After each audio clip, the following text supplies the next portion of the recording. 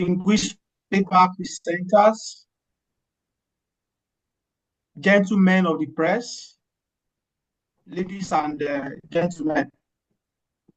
I'm very happy to be here to participate at this Afrocentric conference on migration with the team Jappa exploring global opportunities, relocation, and career advancements.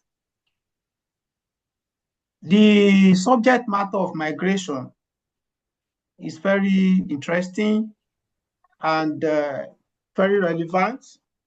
And the topic or the theme of the Afrocentric conference is topical and timely.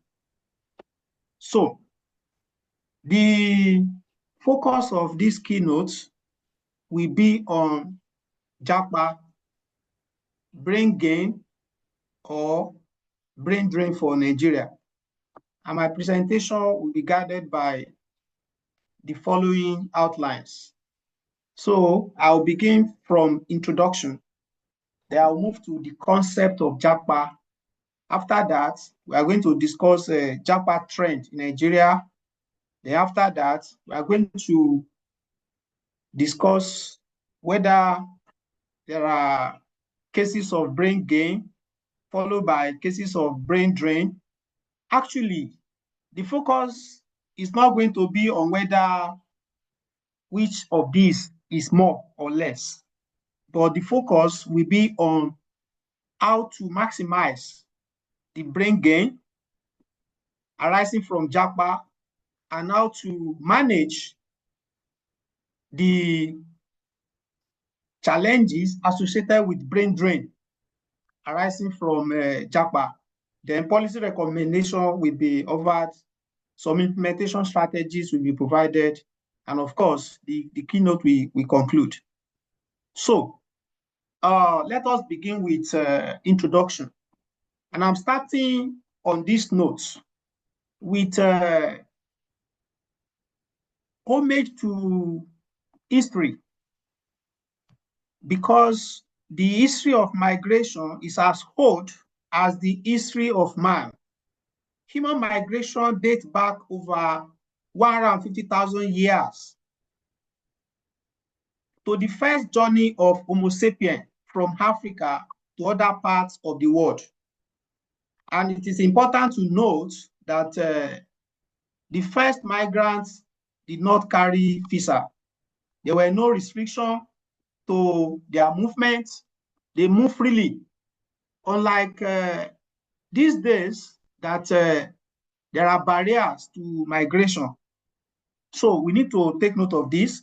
Then since the earliest period of human migration, migration has profoundly shaped civilizations, economics, and cultures globally. Then let's move to the word Jappa, which is a Yoruba word and a metaphor for increasing rate of emigration from Nigeria. Well, this Jappa is not a new concept. It has been in existence. It's just that the current trend of Jappa is quite different from the earlier usage, because the context and circumstances that propel the rising spate of migration in recent time is quite different from the previous circumstances that led to unprecedented growth in the rate of migration from Nigeria. And the previous circumstances may include the emigration from Nigeria during the transatlantic slave trade, then the emigration during the trans-Saharan slave trade, or if you like, cases of emigration in the pre-colonial era, and also cases of emigration during the colonial era, especially the gold rush. When Ghana attained independence in 1957, some Nigerians migrated in large number to Gold Coast in order to benefit from economic opportunities occasioned by attainment of independence in Ghana. And that lasted for a period of 10 years before Nigerians were sent back home. So the current trend of pushback against migrants in Europe and North America is not recent. We've experienced it even in West African sub-regions when Ghanaian government sent Nigerians back home in the 1960s. So I'm not going to dwell too much on that because we are more interested in the contemporary history of Jappa. Then in the 1980s, the economic crisis that accompanied the implementation of structural adjustment program also triggered a large number of Nigerians to leave the country. That was also a form of Jappa, though it's quite different from the contemporary Jappa, which is mostly driven by youth, mostly driven by resentment and frustration, and so on and so forth. As we are going to see in this keynote, attention will be given more to the contemporary cases of Jappa. Then, basically, Nigeria's net migration rate has been negative, and that means more people are leaving the country compared to the number of people that are coming in. So the net rate is estimated at minus 0.261 per 1,000 population as at 2025. And this has implication for policy and so on. Then at the introduction stage, let us look at the global statistics. As at 2020, there are 281 million estimated international migrants. Then from this data and from this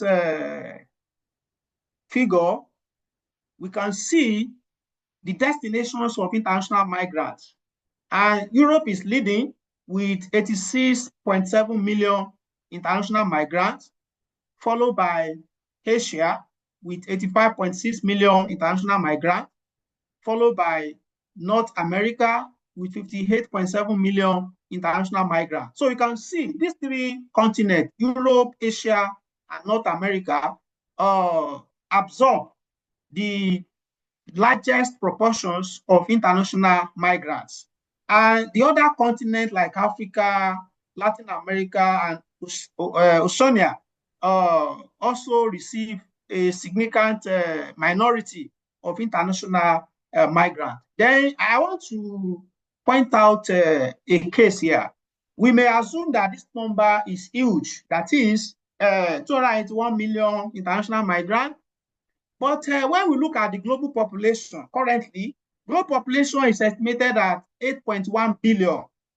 And what percentage of this global population constitutes estimated international migrants? If you do your calculation, in fact, this 281 million has increased to about 304 million in 2024, because this figure we are displaying here is for year 2020.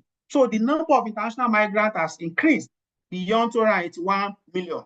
So if you do the calculation based on the current figure, which is 304 million, versus the global population, which is 8.1 billion. So this means that if you do the calculation, it means that 3.75% of the global population constitutes international migrants. And that number is extremely low. What this means is that the number of people that actually want to migrate is more than this 304 million. So a lot of people have not been able to realize their desire to migrate. So as of 2016, statistics clearly show that about 10% of the global population had a desire to migrate. But when you look at the current figure, 3.75% of the global population has been able to achieve the desire to migrate. So that means we have a case of involuntary immobility due to several factors. So that means there are barriers against intention to migrate. So, ladies and gentlemen, the issue of migration will continue to generate concerns because many more people will still pursue their desire to migrate. And because of this involuntary immobility, we can understand why there are cases of irregular migration. Because when people are not able to achieve their desire to migrate through legitimate channel, they will find alternative methods of achieving their goal. And those people who are interested in irregular migration may want to explore that angle. Then, within these statistics, we can also do some breakdown. So 50% of these global international migrants are below 20 years old. So we can see that the youth constitute a significant proportion of these international migrants. Then 70% of them were within the working age, between age 20 and age 64. So that means the majority of these people are active. And this has implications for economic growth and development across nations. Both descending countries will be affected because of the age composition of this migrant. So whatever they do will have implication on economic growth at home and economic growth at destination. Then 12% of them were 65 years and older. So that means older people migrate less compared to those within younger generation. Then let's look at the gender dimension. So 52% of international migrants are male, while 48% are female. So you can see the proportion is almost equal. So that means both men and women migrate. Then most international migrants are of working age. I think we have explained that earlier, and this has implication for understanding of brain drain or brain gain, as the case may be. And so this will bring us to the end of introduction. So the next aspect of this presentation is to describe the concept of Jappa. As said earlier, Jappa is a Yoruba word. It means flee or escape. Then Jappa can be described as fleeing beyond the shores of Nigeria to other parts of the world. Then using the concept of Jappa for the description of mass emigration from Nigeria has become popular since the late 2010. In fact, a Nigerian musician by the name Naira Marley popularized the concept in his song, which he released in 2018. And the title of that song is Jappa. And that implies that many Nigerians have migrated across international borders. So from that period of 2018 till now, a lot of researchers have mentioned the concept of Jappa in their studies. A lot of newspaper organizations, media outlets, social media platforms have used Jappa. So Jappa has now become a household in Nigeria. So it's now popular, it's extremely discussed, and is connected to increase in the rate of migration from Nigeria. So let us now present some instances of Jappa trend in Nigeria.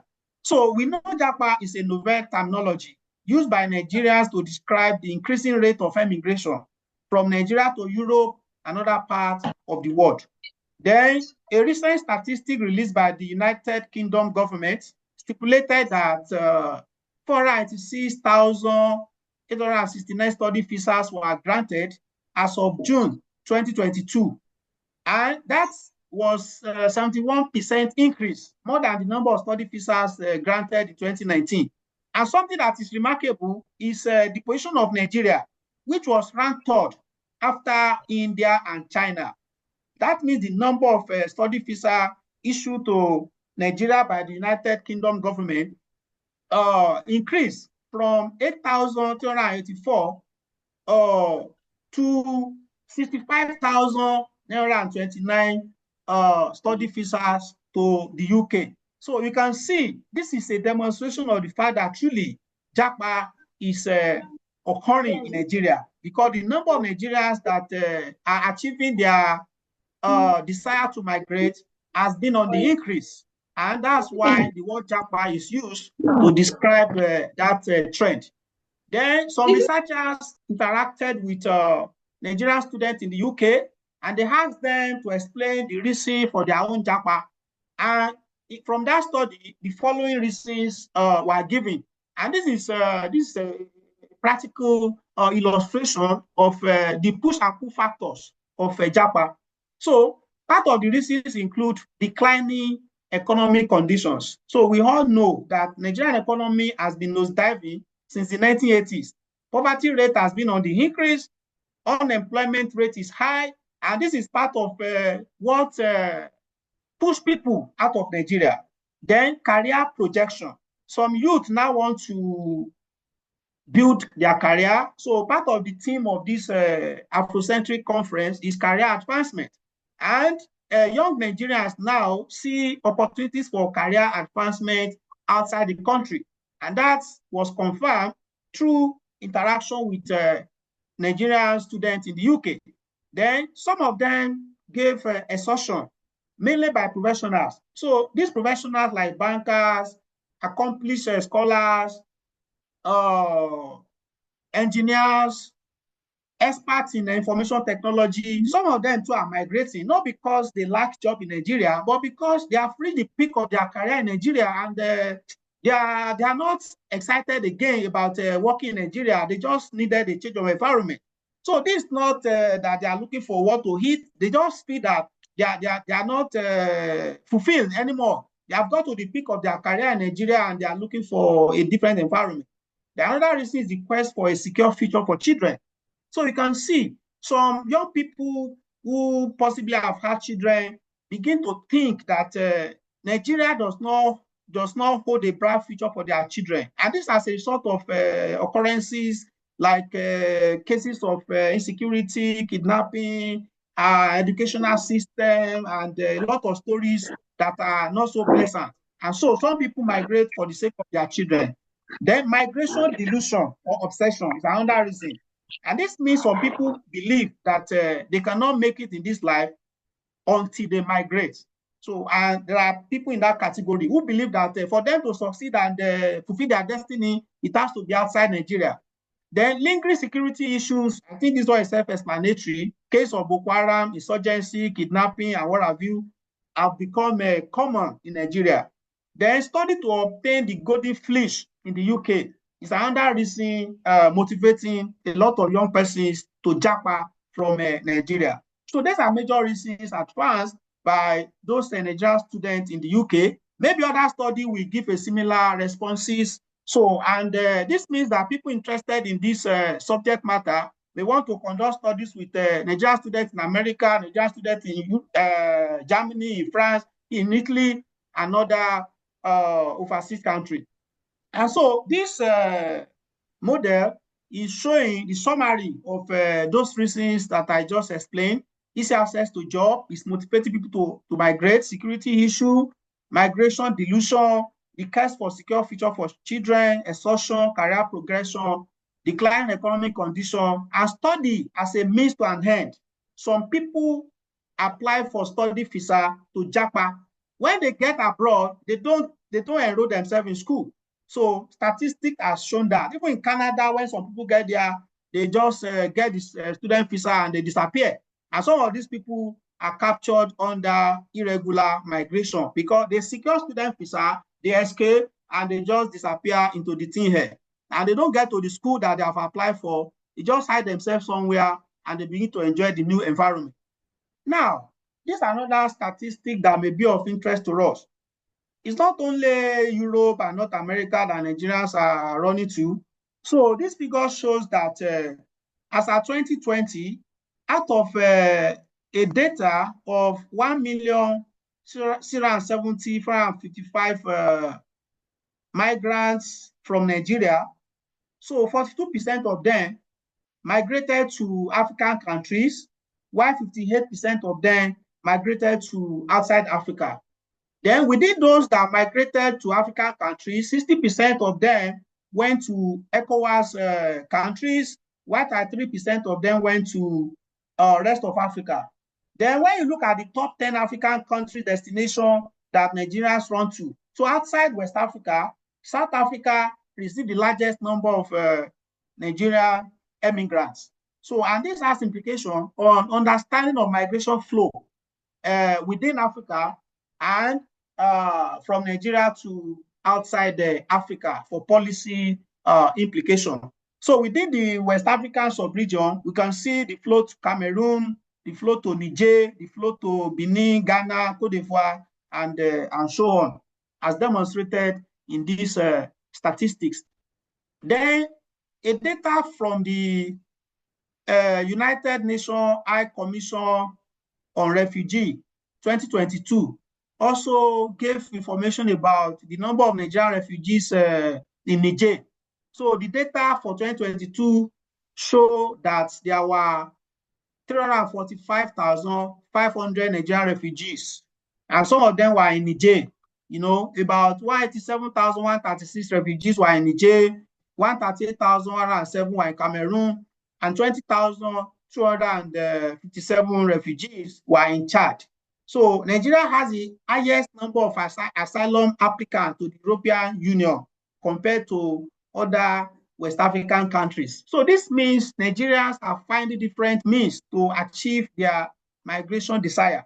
Some of them are filing for asylum, giving security reason at home as a justification for the application to be accepted. Then in 2018, 25,755 Nigerian migrants applied for asylum across Europe. And this number has been on the increase from that time till now, because this is the era of Jappa. Now, let us look at the opportunities and challenges associated with Jappa from Nigeria. So, is it a case of brain gain or a case of brain drain? So, the issue of brain gain refers to opportunities associated with Jappa. The benefits of Jappa, this can be captured in different ways. As you can see on this slide, remittances are part of brain gain, because when Nigerians Jappa, they work abroad and they send money home. So what they send home is a product of their intellectual property. What they send home is a product of their energy, is a product of their knowledge and skills. So that's why remittances can be understood as an integral part of brain gain. As an integral part of brain gain. So as of 2022, 20.1 billion US dollar was sent back home from abroad as remittances. And Nigeria accounts for over a third of all remittances in sub-Saharan Africa. So this figure qualifies Jappa to be beneficial to Nigerians, both individuals and government, because majority of these remittances pass through the financial institutions, and the Nigerian government benefit from it. It assists the country exchange rate management. Then knowledge transfer is another aspect of brain gain. So returning migrants bring back home knowledge, skills, and investments. So we've had cases of Nigerian migrants coming back home to operate businesses at home, and some of them are sharing their knowledge, some of them are providing mentorship for people at home, and some of them are even abroad and they have investment back at home. Then diaspora investment is another area of brain gain. The CEO and chairman of Nigerian Diaspora Commission is doing a lot in this area. Abike Dabiri is at the forefront of encouraging Nigerian diaspora to contribute to economic development in Nigeria. So she's trying to build a network of Nigerian diaspora. They have a forum where they meet, and part of the agenda is how to promote investment and how to contribute to nation building. So basically, diaspora investment is part of brain gain. It's happening, it's active, it's alive, and it promotes access to global markets.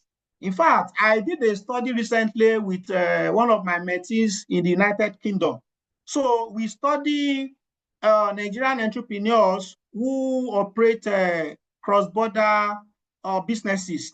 They are in the UK and they have businesses at home and abroad. So we study them to understand the challenges that they are facing. So some of these migrants, though they are no longer in Nigeria, but they still contribute in one way or the other through investment, through their businesses. Then diaspora network. Diaspora network can facilitate trade and investment flows. Look at what Dr. Lucky has been doing. So that's a good example of a diaspora network. Dr. Lucky occasionally stays abroad. He also works in Nigeria. He has been cross-fertilizing ideas, both at home and abroad. So that's part of brain gain. Even though sometimes he's physically here in Nigeria, at another time he has one leg overseas, he has one leg in Nigeria. So a lot of people are like Dr. Lucky. Dr. Lucky I'm referring to is one of the lead paper presenters at this Afrocentric migration conference. So you will soon listen to him when he's making his own presentation. Then we have diaspora celebrities. This is huge in various sectors. You have Nigerians who are making waves in sports, in music, in entertainment, in film industry, in education, name it. Nigerians are everywhere. So this is part of the brain gain. Some Nigerians in diaspora have been celebrated in various sectors. So I will give a few lists in the next two slides. Let me first of all give some data on remittances before we return to some of these aspects of brain gain. Now, look at this chart, giving a figure for the top countries that received remittances in the last 15 years. So we have data for 2010, data for 2015, data for 2020, and data for 2022. So you can see Nigeria is among the top 10 countries receiving remittances, for the past several years. So in 2010, look at the amount of remittances that Nigeria received and look at the number. So 19.775 billion was received as remittances in Nigeria in 2010. Then in 2015, that figure increased to 20.63 billion US dollar. Then in 2020, that figure unfortunately decreased to 17.21 billion US dollar. But in 2022, the figure jumped again to 20.13 billion US dollar. So you can see consistently, Nigeria is among the top 10 countries receiving remittances. So this has implication for brain gain from Jappa. So it means Nigeria is not an exception when we take into consideration the number of countries that have derived a huge benefit from migration of their citizens. So let us now return to diaspora celebrity and cite some cases. So recently, Kemi Badenoch is in the news. Kemi Badenoch is the leader of the British Conservative Party. So when she attained that position, quickly Nigerian political elite reached out to her, began to celebrate her. But unfortunately, because of her own perception of the governance deficit, she is not too excited to give them the kind of welcome that they expect. But imagine if Kemi Badenoch has good impression of the political and governance architecture in Nigeria. Imagine what she's capable of doing in terms of promoting socioeconomic development in Nigeria. So look at it from the other side of the flip. If Kemi Badenoch is pleased with political elite in Nigeria, the kind of support that she's capable of giving, how she's how she can use a good office to promote foreign policy that will be of benefit to Nigeria. And currently, look at what she's doing. The migration management policy in the UK is being redefined, and we cannot remove influence from the current stringent measure that the British government is now implementing. Okay, so and some people are complaining that is Kemi Badenoch turning her back on Nigeria, but this is not a case of Kemi Badenoch turning her back on Nigeria. In fact, this is a case of somebody who is passionate about Nigerian growth and development. This is somebody who possibly will have been more pleased if our own country is in line with what she expected. So that's about that. So let's move on to Okonjo-Iweala, who was in abroad for many years, who worked with the World Bank before later returned home to become Minister of Finance, and currently she's Director General of World Trade Organization. Nigeria is benefiting a lot from her goodwill, from her technical expertise and temperament. So these are cases of Nigerians who have migrated and who are contributing in one way or another to the progress of the nation. Then we have a case of Philip Emeagwali, a celebrated computer scientist of Nigerian origin. So Microsoft recognizes him, even President Bill Clinton recognized him, and is recognized worldwide.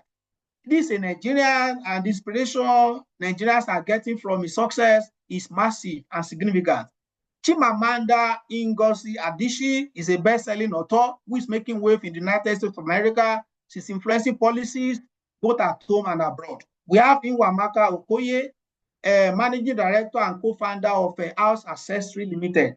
This a returning migrant who has established manufacturing, furniture, and also the equipment in Nigeria. Then we have Iyoluwa Aboyeji, co-founder of Andela. These are IT and financial technology firms. So the list goes on and on. You can go to sports. Our footballers are earning huge amount of money overseas. Our boxers are earning a lot of money. You know, our athletes and what have you. So all these are cases of brain gain. However, despite all of this, the story will not be complete if we fail to cite some instances of brain drain, because we may be carried away by the allure of remittances, celebrity in diaspora, knowledge transfer, and begin to say, okay, let all Nigerians just relocate to abroad and bring back home the brain gain. But the story is not all rosy. So let us look at the other side of the flip. Brain drain is actually taking place. This Jappa has generated some harmful effects on households and on the economy. And let us cite some instances of how Jappa has led to brain drain. First, let us begin with the exit of skilled professionals in various sectors. And particularly, let us focus on the healthcare sector, where over 500 medical doctors leave Nigeria annually in search of better working conditions. So these medical doctors go to United Kingdom, some go to United States, some go to Canada, some go to Middle East, and they go there in search of better working conditions. Then available evidence shows that the sending nations, that is Nigeria, grapple with the challenge of increasing depletion of professionals. So the critical sectors of the Nigerian economy is losing talent due to Jappa. So we have erosion of talent. And this has a negative implication on development in Nigeria. Let's look at the case in the health sector. The exit of many professionals has affected the quality of care available for patients. If you have anybody who is sick now, the queue in our hospitals has increased, and the level of attention that doctors give to patients now has reduced, because doctors know that a lot of patients are waiting at the door. So they actually don't spend too much time like they used to.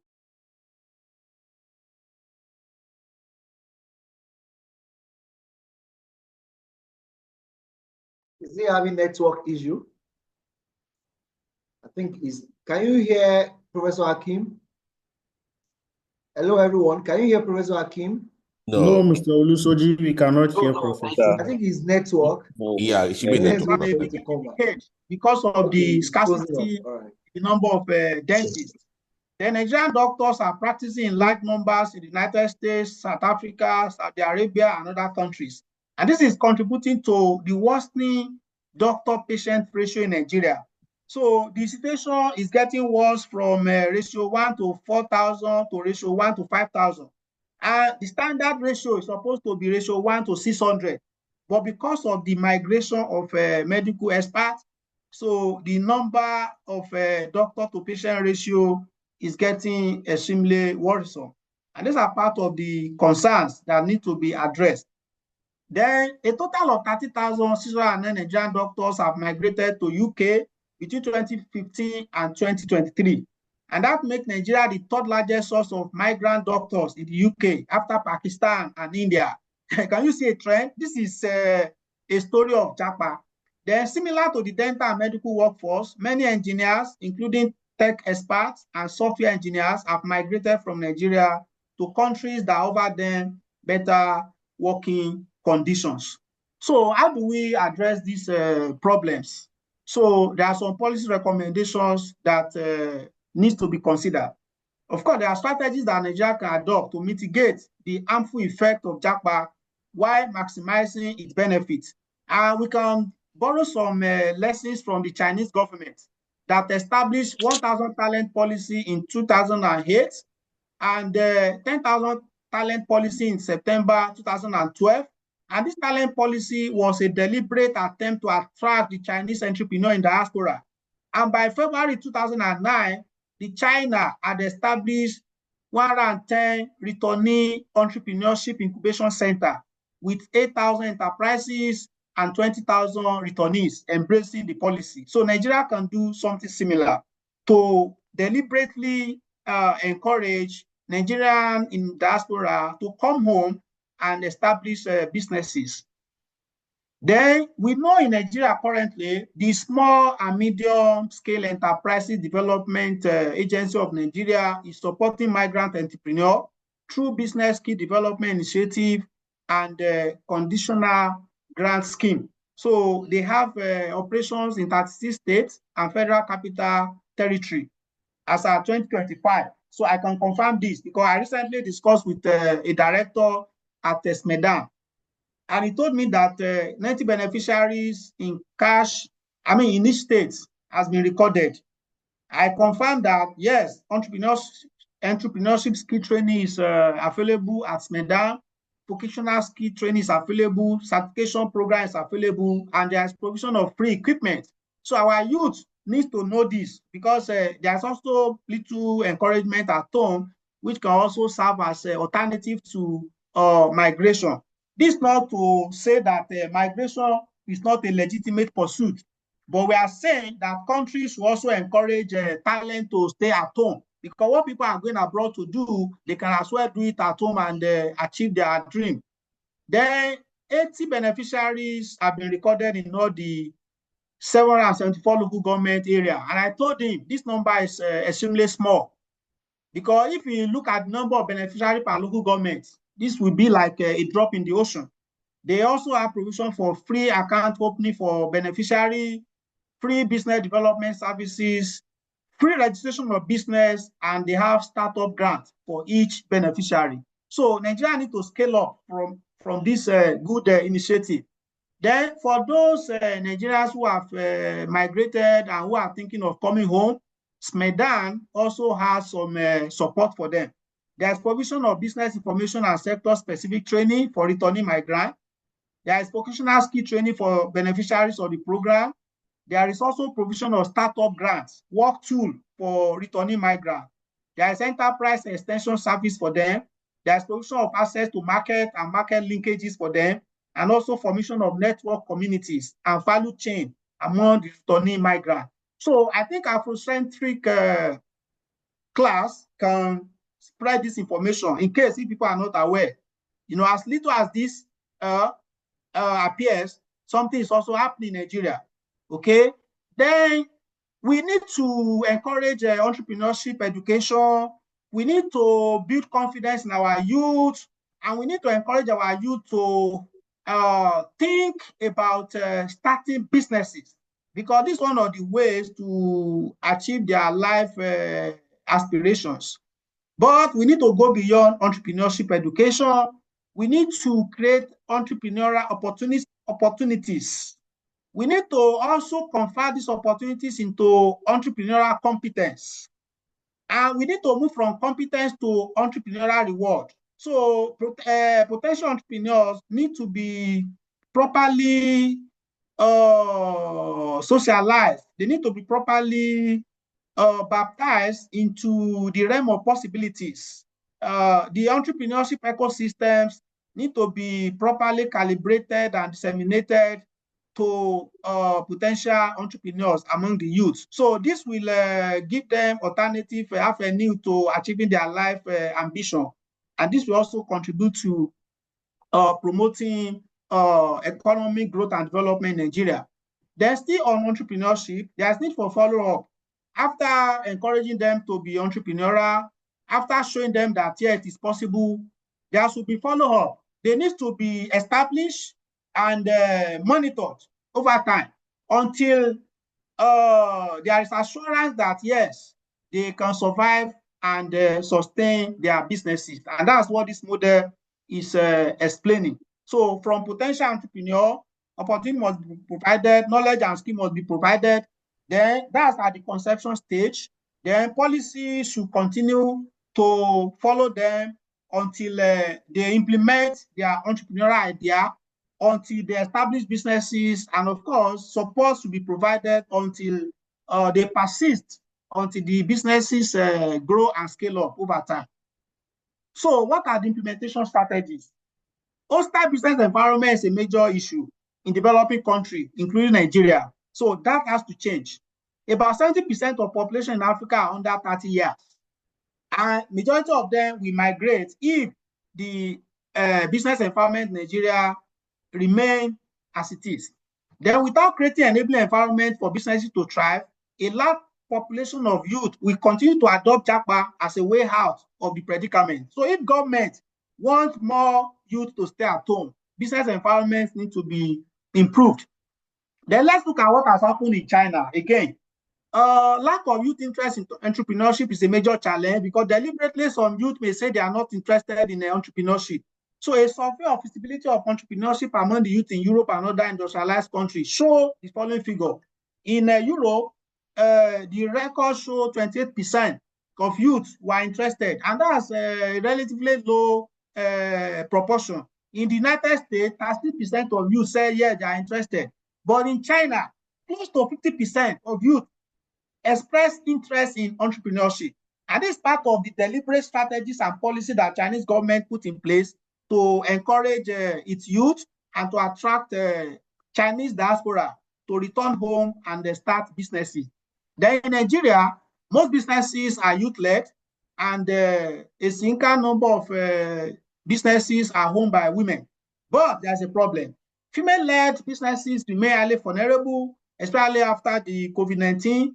And of course, the limited support received from the government is not adequate. So more still needs to happen. Our female, our male need to be encouraged. Then we have few success stories. Tony Elumelu Foundation has done a lot. He has trained about 1.5 million youth on digital hub. He has funded 20,000 entrepreneurs to the tune of $100 million, creating 400,000 jobs. Aliko Dangote Foundation has also contributed to improvement in health, education, empowerment, and disaster relief. But we need more intervention like this. Not just Tony Elumelu, not just Aliko Dangote. Every corporate organization in Nigeria needs to show interest, deliberate intervention in promoting entrepreneurship and in setting up our youth. Then starting a business should be a desirable career. The existing policy on entrepreneurship development should be revised to promote youth interest in one idea generation. Some of our youth are creative, so they only need support and encouragement. Then opportunity evaluation, they need to be trained on how to evaluate opportunity. They need to be trained on how to plan their business. They need to be trained on how to start their business. They need to be trained on how to grow and develop their business and scale it up. We need this in this era of Jappa. Then an open system approach should be adopted to guide the implementation of policies and strategies. So we should take note of the input. What are those factors, resources, training, skills, and what have you. Then we should monitor the process from activity to activity. We should follow up the transformation until we generate value, and we should evaluate the output. And the media houses have a role to play here. So if we have done something good and we are getting good results, the media need to disseminate information about that in order to encourage others. So the perception that Nigeria is not working is a misconception. Nigeria is working for some individuals. So we need to spread the success stories of those who are making it. Conclusion. Jappa has created opportunities and challenges for Nigerians, no doubt. The Jappa brain gain is evident for Nigeria in remittances, knowledge transfer, diaspora investments, diaspora network, and diaspora celebrities. So if the macroeconomic challenges are addressed, the brain gain opportunity in Jappa can be maximized. If right policies are implemented properly, the challenges of Jappa can be managed successfully. Ladies and gentlemen, I bring this keynote to a close. Thank you for your attention. Thank you very much. A round of applause. Let's appreciate him with a clap emoji in the comment box. Let's clap for him. Thank you so much. This is a brilliant. I was not expecting that, because thank you so much. Let's appreciate him. I'm waiting for the clap emoji in the comment box. I'm waiting for that. I'm waiting for that. Let me say clap emoji. All right. Thank you very much. Thank you. Thank you. Thank you, everyone. All right, Professor Akeem, thank you so much. Thank you very much. I'm waiting for more. Let's appreciate it. It's a robust discussion. And let me tell you, you can quickly go on Google now, type it, National Open University Abuja. They just completed a international conference on migration in February last week. And this is the chairman of the organizing committee. So when I told you about this conference within a week, for him to come out with this very short period of time, please, it's